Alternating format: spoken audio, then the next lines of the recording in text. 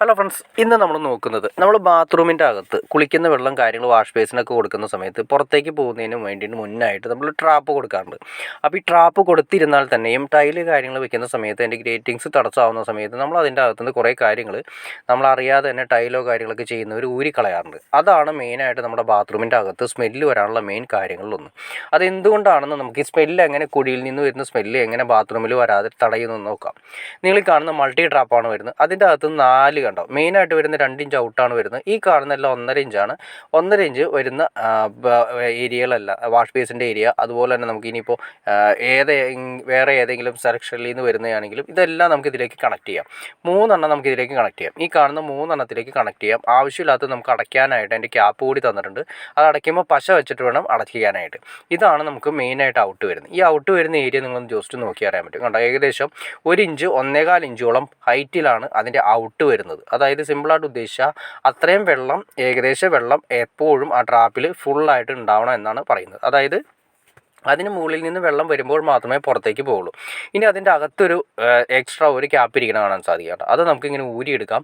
ഇതാണ് ഇതിൻ്റെ ഏറ്റവും വലിയ പ്രത്യേകത. ഈ ക്യാപ്പ് നമ്മൾ ഒരിക്കലും ഊരിക്കളയരുത്. ഈ ക്യാപ്പ് ഊരിക്കളയുന്നതുകൊണ്ടാണ് നമുക്ക് സ്മെല്ല് കാര്യങ്ങൾ ഡയറക്റ്റ് വരുന്നത്. അത് എന്തുകൊണ്ടാണ് ക്യാപ്പ് ഊരിക്കളയരുതെന്ന് പറഞ്ഞതെന്ന് നോക്കാം.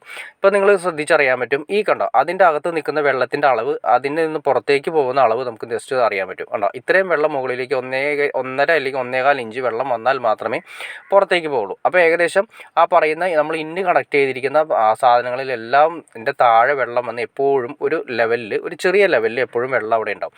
അതിനോട് മുട്ടി കുറച്ചുകൂടി താഴ്ചയിലാണ് ഈ പറയുന്ന ക്യാപ്പ് നിൽക്കുന്നത്. നിങ്ങൾ ശ്രദ്ധിച്ചറിയാൻ പറ്റും. കണ്ടോ, ശ്രദ്ധിച്ചറിയാൻ പറ്റും. ഈ ക്യാപ്പ് നിൽക്കുന്നത് ഇതിങ്ങനെ വന്നതിന് ശേഷം നമ്മൾ ഇടുന്ന ക്യാപ്പ്, അതായത് ഔട്ട് പോകുന്ന പൈപ്പിനേലും ഔട്ട് പോകുന്ന ഹോളിനേലും കുറച്ചുകൂടി താഴ്ചയിലാണ് ഈ പറയുന്ന ക്യാപ്പ് വന്ന് നിൽക്കുന്നത്. അപ്പോൾ എന്ത് സംഭവിക്കുന്നു വെച്ച് കഴിഞ്ഞാൽ വെള്ളത്തിനോട് ചേർന്നിട്ടാണ്, വെള്ളത്തിൽ നിന്ന് ജസ്റ്റ് മുട്ടിയിട്ടാണ്. ഞാൻ ജസ്റ്റ് നിങ്ങൾ കാണിച്ചു തരാം. ഒരു ചെറിയൊരു ഗ്യാപ്പ് ഉണ്ടാവും. അതായത് നമ്മൾ ക്യാപ്പ് ഇട്ടതിന് ശേഷം ഏറ്റവും താഴെ മുട്ടില്ല, അതിന് കണ്ടോ ഒരു ഗ്യാപ്പ് ഉണ്ട്. നമ്മുടെ കറക്റ്റ് ഒരു വിരലിൻ്റെ ഒരു ഗ്യാപ്പ്, ഒരു 1/2 ഇഞ്ചോളം ഗ്യാപ്പ് ഉണ്ട്. 1/2 ഇഞ്ചോളം, ഒരു 1/4 ഇഞ്ചോളം ഗ്യാപ്പ് ഉണ്ടാവും. ഈ ഗ്യാപ്പാണ് ശരിക്കും ശ്രദ്ധിക്കേണ്ടത്. ഇപ്പോൾ അപ്പോൾ ഈ ശരിക്കും പറഞ്ഞു കഴിഞ്ഞാൽ അകത്ത് കിടക്കുന്ന വെള്ളത്തിൽ മുട്ടിയിട്ടാണ് ഈ ക്യാപ്പ് നിൽക്കുന്നത്. അപ്പോൾ അതിൻ്റെ ഗുണം എന്ന് വെച്ചാൽ നമ്മുടെ കുഴിയിൽ നിന്ന് വരുന്ന സ്മെല്ല്, അതായത് കുഴി വരുന്നത് ഏകദേശം 2 ഇഞ്ച് ഔട്ടിൽ നിന്നാണ് വരുന്നത് ഈ കണക്ട് ചെയ്യുന്നത്. അപ്പോൾ കുഴിയിൽ നിന്ന് സ്മെല്ല് കാര്യങ്ങൾ വരുന്ന സമയത്ത് ഈ പറയുന്ന ക്യാപ്പിലാണ് തട്ടി നിൽക്കുന്നത്. കാരണം താഴെ ആ വെള്ളത്തിൽ മുട്ടി നിൽക്കുന്നതുകൊണ്ട് അകത്തേക്ക് വരില്ല. എപ്പോഴും ആ വെള്ളത്തിൽ ടച്ച് ചെയ്ത് എപ്പോഴും അവിടെ സ്റ്റോപ്പായിട്ട് നിൽക്കും. ആ സ്മെല്ല് എപ്പോഴും അവിടെ സ്റ്റോപ്പായിട്ട് നിൽക്കും. അപ്പോൾ ഇത് നമ്മൾ എടുത്തു കളഞ്ഞാൽ എന്ത് സംഭവിക്കും? ആ വരുന്ന സ്മെല്ല് കംപ്ലീറ്റ് ഈ പറയുന്ന ട്രാപ്പ് വഴി എല്ലാ ബാത്റൂമിലും മൊത്തം വ്യാപിക്കുകയും ചെയ്യും. അതുപോലെ തന്നെ വാഷ് ബേസിൻ കാര്യങ്ങളെല്ലാം വ്യാപിക്കുകയും ചെയ്യും.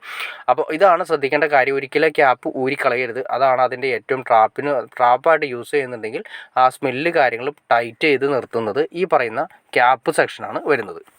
അപ്പോൾ ഇതിലേക്കാണ് വാഷ് ബേസിൻ കാര്യങ്ങളെല്ലാം കണക്ട് ചെയ്ത് നമ്മൾ യൂസ് ചെയ്യുന്നത്. അപ്പോൾ നിങ്ങൾക്ക് ഏകദേശം എങ്ങനെയാണ് നമ്മളിപ്പോൾ ശ്രദ്ധിക്കേണ്ട കാര്യങ്ങളൊന്നാണ്, നമ്മളത് കൂടാതെ തന്നെ ഇതിൻ്റെ ഔട്ട് പോകുന്ന സ്ഥലത്ത് ഒരു സെപ്പറേറ്റ് ഒരു എയർ കൂടി കൊടുക്കുകയാണെങ്കിൽ ഒട്ടും സ്മെല്ല് നമ്മുടെ ബാത്റൂമിൻ്റെ അകത്തേക്ക് വരില്ല. ഇതെല്ലാം ഒഴിവാക്കിക്കൊണ്ട് ചെയ്യുമ്പോഴാണ് നമ്മുടെ ബാത്റൂമിൻ്റെ അകത്ത് ബാഡ് സ്മെല്ല് വരാനുള്ള ചാൻസ് ഒരു 90% കൂടുതൽ. ഓക്കെ ഫ്രണ്ട്സ്, നിങ്ങൾക്ക് ഏകദേശം ഇതിനെക്കുറിച്ചൊരു ഐഡിയ കിട്ടിക്കാണെന്ന് വിചാരിക്കുന്നു. ഇനി എന്തെങ്കിലും ഡൗട്ട്സോ കാര്യങ്ങളോ ഉണ്ടെങ്കിൽ തീർച്ചയായിട്ടും കമൻറ്റ് ചെയ്യാൻ മടിക്കരുത്, ഷെയർ ചെയ്യാൻ മടിക്കരുത്, സബ്സ്ക്രൈബ് ചെയ്യാൻ മടിക്കരുത്. ഓക്കെ ഫ്രണ്ട്സ്, അടുത്ത വീഡിയോയിൽ കാണുന്നവരെ okay.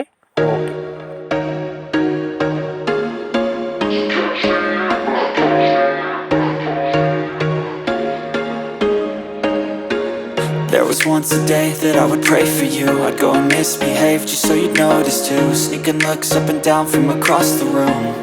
And damn, what a hell of a view. I feel good, you look great, I like you.